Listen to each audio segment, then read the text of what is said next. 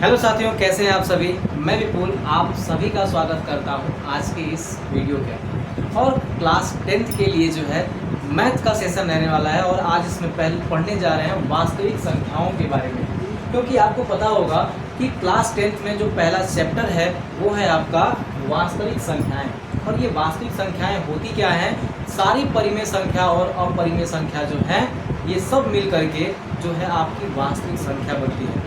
सभी परिमेय और अपरिमेय संख्या मिलकर के वास्तविक संख्या कहलाती है। तो इस चीज़ को आप जान सकते हैं। और आप ये भी जानते हैं कि परिमेय संख्या और अपरिमेय संख्या क्या है, ये आप क्लास 9 से पढ़ते हुए आ रहे हैं। तो आज हम जो है वास्तविक संख्याओं के बारे में पूरी तरह से डिटेल से यहाँ पे चर्चा करेंगे, ठीक है ना। और इस वीडियो के अंदर जो है देखेंगे यूक्लिड का प्रमेय क्या है, और यूक्लिड के प्रमेय के साथ साथ 1.1 एक्सरसाइज का जो है उदाहरण भी सॉल्व करते चलेंगे। क्योंकि एक एक उदाहरण के साथ, क्योंकि एनसीईआरटी के उदाहरण इतने इंपॉर्टेंट होते हैं कि आपके एग्जाम में डायरेक्ट पूछे जाते हैं, ठीक है ना। तो मैंने आपको जो है यहाँ पे एक प्रमेय लिखा है जो कि यूक्लिड विभाजन प्रमेयिका कही जाती है। आप देखेंगे यहाँ पे कह रहा है कि दो धनात्मक पूर्णांक ए और बी दिए रहने पर ऐसी अद्वितीय पूर्ण संख्याएं क्यू और आर विद्यमान है कि ए बराबर पी क्यू प्लस आर, जहाँ आर जो है वो या तो 0 के बराबर होगा या तो 0 से बड़ा होगा, लेकिन बी से छोटा होगा। अब बच्चों के दिमाग में ना ये वाली जो चीज़ आती है, ये वाली लाइन थोड़ी सी ना डिस्टर्ब करती है उनको। मतलब ये है क्या, ये क्या कह रहा है, कुछ नहीं है। आपने भाग बचपन से भाग करते आ रहे हैं, वही भाग है बच्चों, ठीक है ना। मैंने आपको बताया, जैसे कि मान लीजिए मैं आपको ये मान के चलता हूँ कि यहाँ पे आपको 7 में भाग लगानी है। 7 में भाग लगानी है बेटा किसका, यहाँ पे मान लेता हूँ 3 की भाग लगानी है। 7 में अगर आपने 3 का भाग लगाया, 2 बार में गया, तो यहाँ पे 3 गुना के 6, 1 बचा, ठीक है ना। कितना बच के आ गया बेटा, 1 आ गया। तो हम क्या कहते हैं, हम कहते हैं कि ये क्या है, भाज्य है। क्या है बाबू, ये कहते हैं भाज्य है ना। ये कहते हैं कि भाज्य है। ये क्या है आपका, ये भाजक है, भाजक है। ये क्या है बाबू आपका, भागफल है, भागफल है। और इसे कहते हैं शेषफल, शेषफल कहते हैं, यानी कि रिमाइंडर कहते हैं। ये बात पता चली आपको, ये चीज़ आपको ध्यान में है क्योंकि हमने बचपन से ये चीज़ पढ़ते आ रहे हैं। और हम लोग ये भी जानते हैं, हम लोग ये भी जानते हैं कि क्या होता है कि भाज्य बराबर, भाज्य बराबर भागफल, भागफल, भाज्य बराबर भागफल गुणे, भागफल गुणे भाजक, ठीक है ना। या फिर भाजक गुणे भागफल कहते हैं, बात वही है, ठीक ना। भाजक गुणे भागफल, भागफल प्लस शेषफल, प्लस शेषफल, ये होता है ना, प्लस शेषफल, ठीक है बच्चों। मतलब यहाँ पे एक बात पूरी तरह से कंफर्म हो चुकी है कि भाज्य बराबर भाजक गुणे भागफल प्लस शेषफल, ये हम जो है जानते आ रहे हैं, ठीक है। ठीक है बच्चों, ये क्या है आपका शेषफल। अब सुनिए, ये भाज्य, यही भाज्य को हम क्या मान के चलते हैं, ए मान के चलते हैं, ठीक है बाबू। इस भाज्य को ए मानते हैं, इस भाजक को हम बी मानते हैं, और इस भागफल को हम क्यू मानते हैं, इस शेषफल को हम आर मानते हैं। और यहाँ पे जो है आप देखेंगे, यहाँ देखेंगे कि यूक्लिड के प्रमेय में बस ये वाली चीज़ें जो है ला करके रख दी गई हैं, ठीक है ना। अब यहाँ पे कहेंगे सर ये आर का कंडीशन जो दिया गया है वो कैसे प्रूफ होगा। मैं कहूँगा बेटा एक बात याद रखिएगा कि अगर आप जिससे भाग लगा रहे हैं वहाँ जो वैल्यू आएगी, याद रखिएगा, जिससे भाग आप लगा रहे हैं उसकी वैल्यू हमेशा क्या होगी, उसकी वैल्यू हमेशा जो है रिमाइंडर में जब शेषफल आएगा, ठीक है ना, शेषफल हमेशा भाजक से छोटा आता है, याद रखिएगा। भाजक के बराबर भी नहीं आएगा, क्यों, क्योंकि अगर यहाँ पे 3 कैसे बचे, कभी आप 3 से भाग लगा रहे हो, शेषफल आपका 3 आ गया हो, 7 से भाग लगा रहे हैं, शेषफल आपका 7 आ गया हो, या फिर आप 5 से भाग लगा रहे हैं, उसका भाग शेषफल 5 आ गया, या 5 से ऊपर आ गया, ऐसा कभी संभव है क्या, नहीं संभव। अब आप देखिएगा, मैं आप जो है ना 5 से भाग लगाइए, आप 5 से किसी भी संख्या में भाग लगा लीजिए। मैं 13 में भाग लगाता हूँ, किसी भी कंडीशन में आप भाग लगाएंगे, कोई भी संख्या होगी, शेषफल अगर आएगा तो 5 से छोटा ही आने वाला है, यानी इस भाजक से छोटा आएगा, यानी बी से छोटा आएगा। एक बात पता चलना, बी से छोटा आएगा, लेकिन 0 से बड़ा होगा या 0 के बराबर हो सकता है, ठीक है। तो इतनी बातें आपको थोड़ी सी कंफर्म करनी है और ले करके चलना है। और आगे जो है हम जब चलेंगे तो सारी चीज़ों को एक एक करते हुए देखते हुए चलेंगे, ठीक है ना। तो यहाँ पे आपको ये बात पता चल गई। इसके अलावा और बहुत ज़्यादा कुछ नहीं है। अब जो है हम यहाँ पे पहले उदाहरण को लेते हैं, ठीक है ना। पहले उदाहरण लेंगे, चलिए आइए। हमारे पास जो है ये पहला एग्जाम्पल है 1.1 चैप्टर का जो है आपका ये पहला जो है एग्जाम्पल है, उदाहरण है। और उदाहरण में क्या क्या है, क्या ध्यान दीजिएगा। कह रहा है कि 4052 में 12576 का एचसीएफ यूक्लिड विभाजन एल्गोरिथम का प्रयोग करके ज्ञान कीजिए। याद रखिएगा, एचसीएफ पूछ रहा है किसके विभाजन प्रमेय से, तो यूक्लिड के विभाजन प्रमेयिका से आपको यहाँ पे निकालना है। अब समस्या क्या आती है, लड़कों को इतना बड़ा भाग लगाने की थोड़ा समस्या आती है।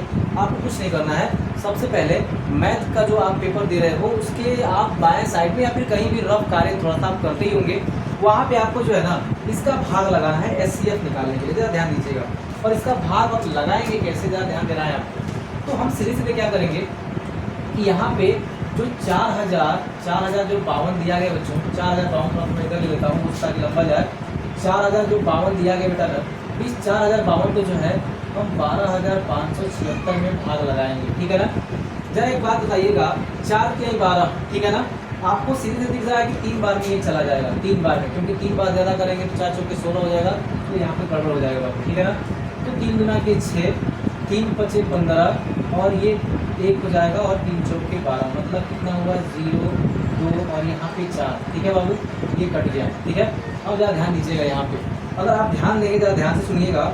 जैसे ही आपका 420 आया, 420 आया, अब इस 420 में हम क्या करते हैं, इसका भाग लगाते हैं, यहाँ देखिएगा, ठीक है ना।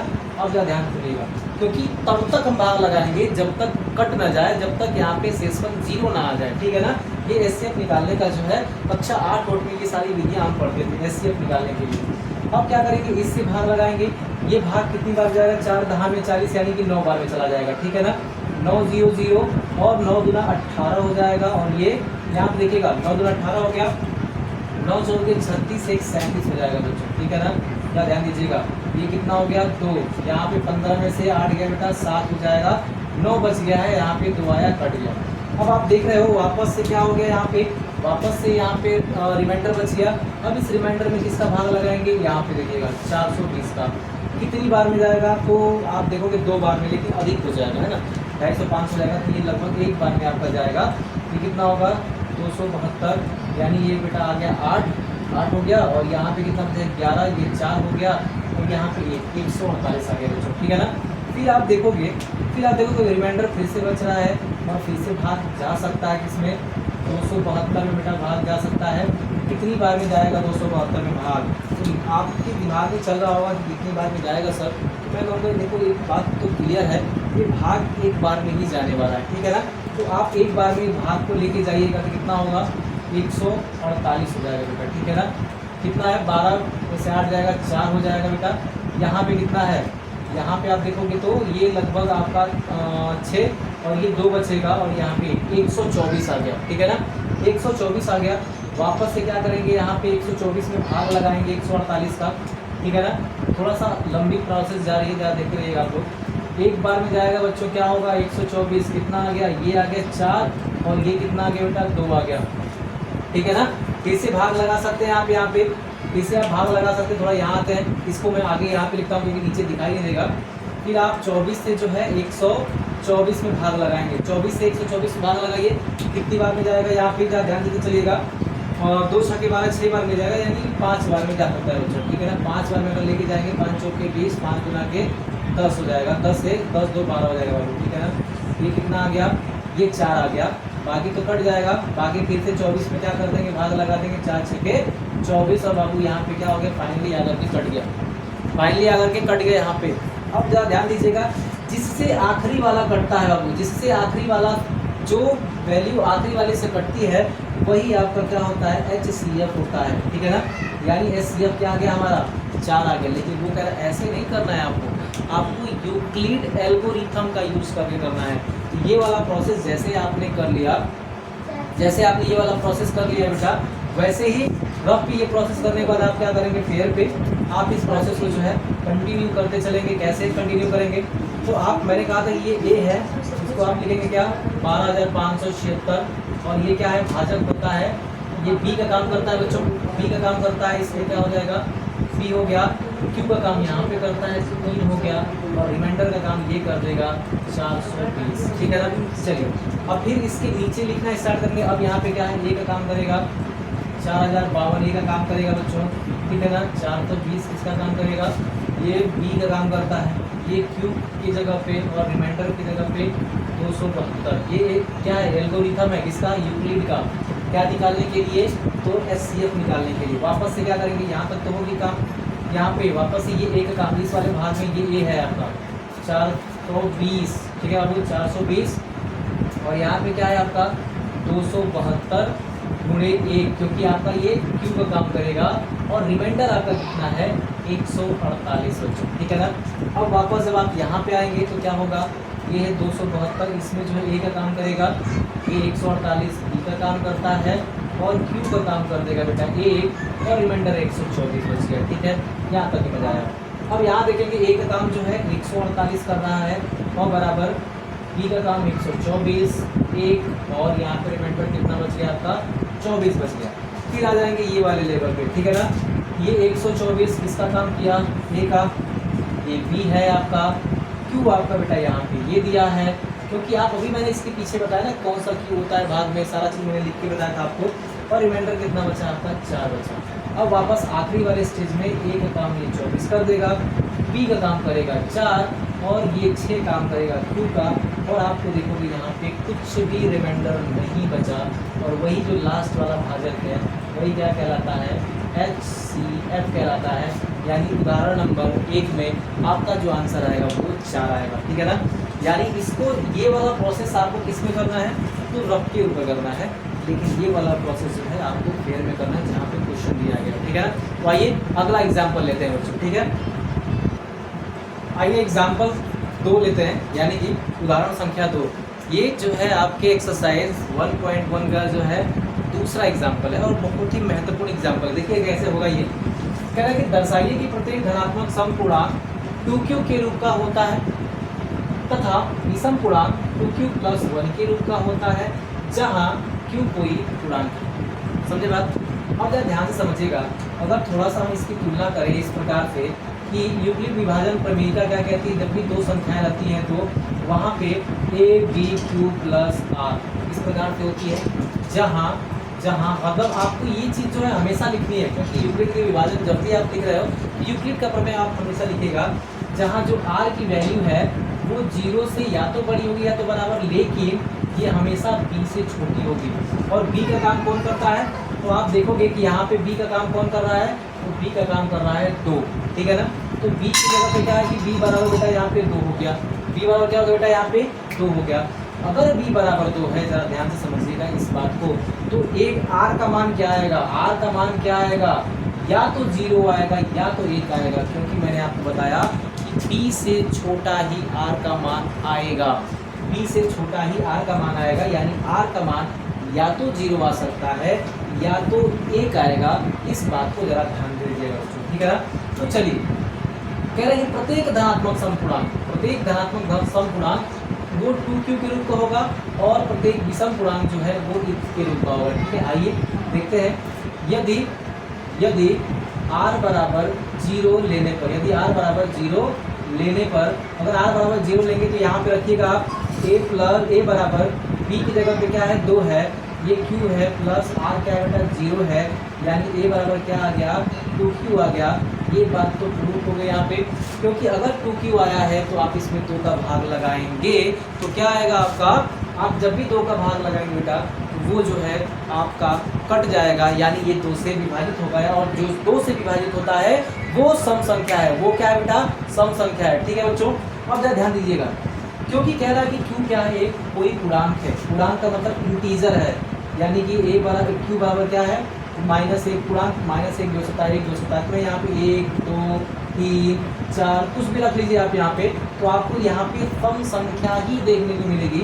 एक रख के देखिएगा तो a बराबर क्या होगा 2 गुणे 1 बराबर 2 आया, अगर आपने यहाँ पे 2 रख लिया 2 दूना के 4 आएगा, अगर आपने 3 रख लिया 6 आएगा, 4 रख लिया 8 आएगा, मतलब आपको एक सम पूर्णांक ही मिलेंगे, आपको क्या मिलेंगे बेटा एक सम संख्या ही मिलेगी, ठीक है ना। लेकिन यदि हम क्या करें, यदि r बराबर 1 लेने पर क्या होगा, a बराबर वही b के जगह पे 2, q प्लस इसके जगह पे 1 रख लेंगे। बेटा एक बात बताइए, मैंने आपको कहा कि चूंकि q बराबर क्या है 1 2 3, मतलब कोई भी पूर्णांक आप रख सकते हैं, ठीक है बाबू, -1 2 भी रख सकते हैं आप, कोई दिक्कत नहीं है। तो होगा क्या, a बराबर ये 2, अगर ये 1 रख लेंगे प्लस 1, 2 एकम 2 1 क्या होगा 3 आएगा, आप 2 रख लेंगे 2 दूना के 4, 4 1 5 आएगा, 3 रख लेंगे 3 दूना के 6 1 7 आएगा, मतलब आपका विषम पूर्णांक आता जाएगा। और आप दिखा देंगे कि चूंकि ये क्या है, q का मान अगर आप कुछ भी रखेंगे यहाँ पे वो हमेशा विषम पूर्णांक आएगा, और यहाँ पे अगर q का मान कुछ भी रखेंगे तो हमेशा जो है सम पूर्णांक आएगा। इसलिए क्या हो जाएंगे आपका, ये हमने प्रूव करके दिखा दिया। तो इसका भी आप लोग स्क्रीनशॉट ले लीजिए। आते हैं फटाफट जो है तीसरे एग्जाम्पल पे। आइए अगला एग्जाम्पल लेते हैं यहाँ पे, ठीक है ना। और अगला एग्जाम्पल बहुत ही मजेदार है, कुछ उसी टाइप का है, लेकिन यहाँ पे आप देखेंगे जरा, कह रहे कि दर्शाइए कि धनात्मक विषम पूर्णांक या तो 4q + 1 या तो 4q + 3 के रूप का ही होता है, जहाँ पे q कोई पूर्णांक है। बहुत ही मजेदार टाइप का क्वेश्चन है, और इसको आप देख सकते हैं इस प्रकार से। मैंने कहा था चूंकि यूक्लिड विभाजन में a बराबर क्या होता है, bq + r होता है, जहाँ r बराबर क्या होगा, जहाँ जो r है बेटा वो या तो 0 के बराबर या तो 0 से बड़ा होगा, लेकिन b से हमेशा छोटा होगा। तो आपको दिख रहा है कि b बराबर क्या है, b की जगह पे क्या आपको दिख रहा है 4, यानी कि b बराबर क्या हो गया आपका 4 हो गया। अगर b 4 है तो r का मान हमेशा 0 1 2 और 3 आएगा, यानी 4 से छोटा आएगा, और 4 से जितनी भी संख्याएं छोटी होंगी वो r का मान आ सकता है। या तो अगर हम b का भाग लगाएंगे तो 0 आ सकता है अगर पूरी तरह से कट गया, या तो रिमाइंडर 1 आ सकता है, 2 आ सकता है, 3 आ सकता है, ठीक है ना। लेकिन 4 b से बड़ा नहीं आएगा, या b के बराबर भी नहीं आएगा r, ये चीज़ यहाँ पे हमको मिल जाती है, ठीक है बच्चों। अब एक बात ज़रा ध्यान से सुनिएगा कि यदि हम यहाँ पे क्या करें, r बराबर फर्स्ट केस में, यहाँ पे अगर मैं कहूँ केस फर्स्ट में यदि r बराबर हम 0 ले लें, तो यहाँ पे रखेंगे तो a बराबर क्या होगा, यहाँ पे b की जगह पे आप 4 रख देंगे क्योंकि b का मान 4 है, q और ये r 0 कर देंगे तो क्या होगा 4q हो जाएगा। ये पहला चीज़ है। लेकिन आप यहाँ पे केस सेकेंड में आप देखोगे बेटा, केस सेकेंड में अगर आप देखोगे तो a बराबर क्या होगा, b की जगह पे वापस से 4 रख दीजिए q, और r का मान क्या रख देंगे, यहाँ पे 1 रख देंगे, चूँकि क्या है यहाँ पे, चूँकि r बराबर 1 लेने पर, ठीक है ना। r बराबर अगर आप 1 रख देते हैं तो r की जगह पे 1 हो जाएगा। तो यहाँ पे जो है इस चीज़ को भी आप याद रखेंगे, ठीक है ना। देखिए मैं कंडीशन बताने चल रहा हूँ, ठीक है ना, मैं कंडीशन को बनाते चल रहा हूँ। फिर से आप देखेंगे केस 3 के अंदर अगर आप देखेंगे तो यहाँ पे क्या है, आपने r बराबर 0 रखा, r बराबर 1 रखा, अब लिखेंगे आप r बराबर 2। अगर आपने r बराबर 2 रखा तो बताइए जरा, a b की जगह पे आप 4 रख रहे हैं, ये q, और बेटा यहाँ पे कितना हो जाएगा 2 हो जाएगा। ये कुछ इस प्रकार से बन गया है, ठीक है ना। अगले कंडीशन में जरा चेक करते हैं क्या है, केस क्या है बेटा आपका, केस 4 में अगर आप देखेंगे, ठीक है बच्चों, केस 4 में, ठीक है बच्चों, केस 4 में अगर हम देखें तो r बराबर 3 लेंगे, यानी कि a बराबर b की जगह पे 4, q r की जगह पे आपने 3 रख लिया। बच्चों एक बात बताइए, चारों केस में आपको क्या दिखा, चारों केस में आपको दिखा कि q क्या है, कोई इंटीजर है, q क्या है, कोई इंटीजर है। अगर आप जो है ना, अगर आप यहाँ बेटा q बराबर 1 2 3 कुछ भी रख के देखिएगा, कुछ भी यहाँ पे रखेंगे अगर, तो हमेशा एक सम संख्या ही आएगी। रख के आप देख लीजिए, चेक कर लीजिए इसमें, ठीक है ना। तो ये क्या होगी, ये हमेशा क्या होगी, सम संख्या लेके आएगी, ठीक है बच्चों, क्या लेके आएगी, हमेशा सम संख्या लेके आएगी। ध्यान दीजिएगा, ये हमेशा क्या लेके आएगी, सम संख्या लेकर के आएगी। लेकिन अगर इसमें आप q का मान कुछ भी रखेंगे 1 2 3 4 5, तो हमेशा क्या आएगी, विषम संख्या लेकर के आएगी। बाबू देख लीजिएगा एक बार चेक करके, इसमें भी अगर आप q का मान कुछ भी रखेंगे तो क्या आएगा, सम संख्या आएगा। लेकिन इसमें अगर आप q का मान कुछ भी रखेंगे 1 2 3 या -1 2 3 कुछ भी, तो क्या आएगा, ये विषम आएगा। आप रख के चेक कर लीजिएगा, क्या आएगा बेटा, विषम आएगा। इसलिए आप कहेंगे कि क्या होगा, विषम संख्या, जो विषम धनात्मक पूर्णांक संख्या होगी, विषम धनात्मक पूर्णांक संख्या होगी बाबू, या तो इस रूप की होगी या तो इस रूप की होगी, क्योंकि इस रूप वाली जो संख्याएं आएंगी वो हमेशा सम संख्या होगी, ठीक है ना। तो मैंने जो है इस चैप्टर के अंदर आपको कुछ बेसिक चीज़ें बताई, और यहाँ पे 3 एग्जाम्पल हल कराए, और ये श्रृंखला आपकी चलती रहेगी, पूरी सीरीज चलती रहेगी। मज़ा लीजिएगा, अच्छे से पढ़िएगा सारी चीज़ें, वीडियो छोटा ही रहेगा। अब जो है चौथा आप देखोगे, चौथे वाले जो एग्जाम्पल को मैं कल के सेशन में लगाऊंगा, उसके बाद सीधे आ जाएंगे हम लोग एक्सरसाइज पे, कल वाले सेशन के अंदर कुछ एक्सरसाइज भी हम करेंगे। तो आज के लिए बच्चों इतना ही। वीडियो कैसा लगा है कमेंट करके ज़रूर बताइएगा। जय हिंद।